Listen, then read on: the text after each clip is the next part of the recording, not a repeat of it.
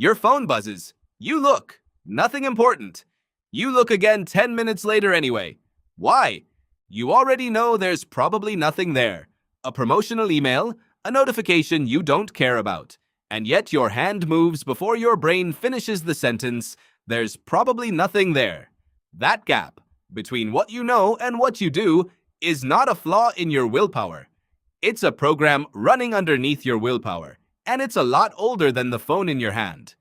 To understand it, you have to go back. Not to the invention of the smartphone, not even to the invention of writing. You have to go back to a savanna hundreds of thousands of years ago, where a small group of your ancestors is walking through tall grass looking for food. They don't know what they'll find over the next ridge. Maybe nothing. Maybe a fruit tree loaded with the best meal they've had in weeks. There's no way to know without walking there. So they walk every day, scanning, checking, hoping. This is called foraging behavior, and for most of human history, it was not optional. It was survival. The anthropologist Kristen Hawkes, who spent years studying the Hadza people of Tanzania, one of the last hunter-gatherer societies on Earth, found something striking. Hadza foragers don't search randomly. Their brains are constantly weighing a question: is it worth checking one more spot, or should I move on? That calculation, repeated thousands of times across a lifetime, shaped the reward circuitry you were born with. Here's the strange part. The reward wasn't the food itself. The reward was the checking. Your brain evolved to release a small hit of anticipation the moment it considers a new possibility, before it even knows the outcome. That anticipation is dopamine. And dopamine, as it turns out, was never really about reward. It's about the chase. The neuroscientist Robert Sapolsky ran experiments on this exact question using primates. He trained monkeys to expect a reward after a light turned on. At first, dopamine spiked when the reward arrived. But over time, something shifted. The dopamine spike moved earlier.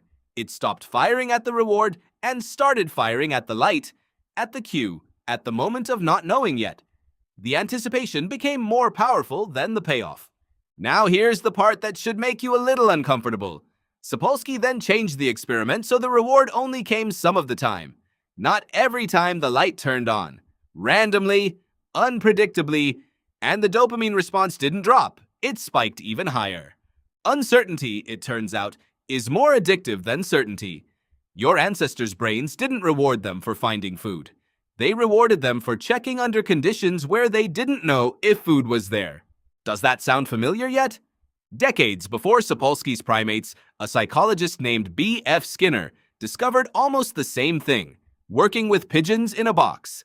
He gave the pigeons a lever. Press it, get a food pellet. Simple enough. But Skinner didn't just study pigeons that got rewarded every time they pressed the lever. He studied what happened when the reward came only sometimes, on an unpredictable schedule. The pigeons on a fixed reward schedule pressed the lever calmly only when they were hungry. The pigeons on a random, unpredictable schedule pressed the lever obsessively, compulsively, even when they weren't hungry, even when nothing happened for a long stretch. Skinner called this a variable ratio reinforcement schedule, and he found it was the single most powerful pattern for producing repetitive, almost involuntary behavior in any animal he tested. Unpredictable reward. Repeated action. Sound like anything in your pocket? Your phone was not designed by accident to feel this way. Every app you use that keeps you coming back, the messaging app, the social feed, the inbox, is built on exactly the pattern Skinner discovered in that box. You don't know if there's something new. You don't know if the next scroll has something interesting. You don't know if someone replied. That not knowing is the entire mechanism. It is a lever. And you are the pigeon, and the food pellet is not guaranteed, which is precisely why you keep pressing. But here's where it gets more interesting than just technology is manipulating your ancient brain. Because that's true, but it's not the whole story. Your ancestors needed this system to survive.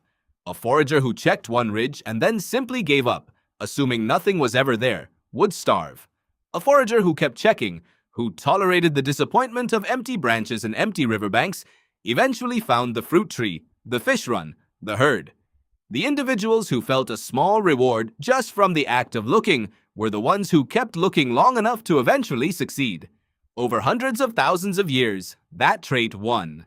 You are descended, unbroken, from an unbroken line of checkers. People who could not stop looking for the next thing. That restlessness is not a bug in you. It's an inheritance.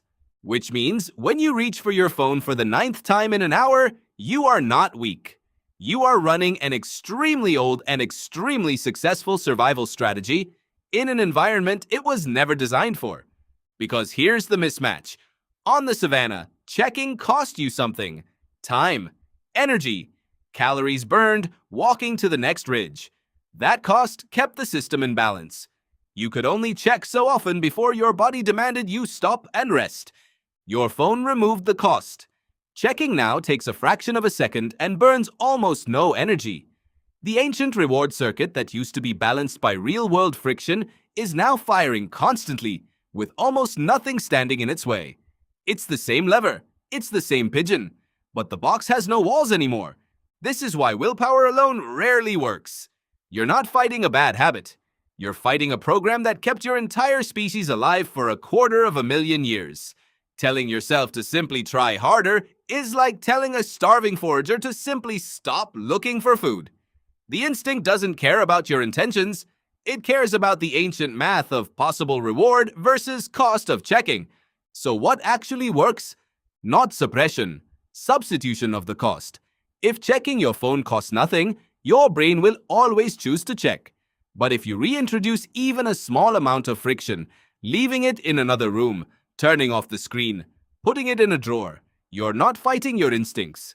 You're restoring the balance they evolved inside of. You're giving the forager back a ridge to walk. There's something oddly comforting in this. The part of you that can't stop checking is not broken and it's not weak. It's the same part of you that would have kept a small band of humans alive through a hard season, scanning the horizon, refusing to give up on the next possibility.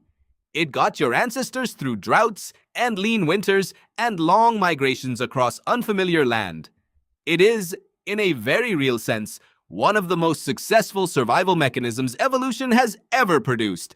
It just doesn't know it's 2026. It doesn't know the ridge it's checking is a glass rectangle.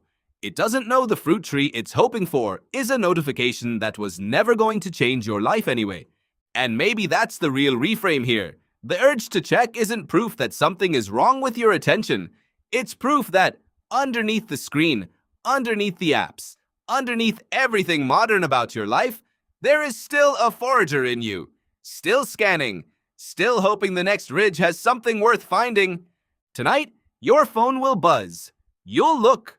And for just a second, before you even see what it is, ask yourself what you're actually doing. You're not checking a notification. You're walking to the next ridge, the way your ancestors did, 250,000 times before you were ever born.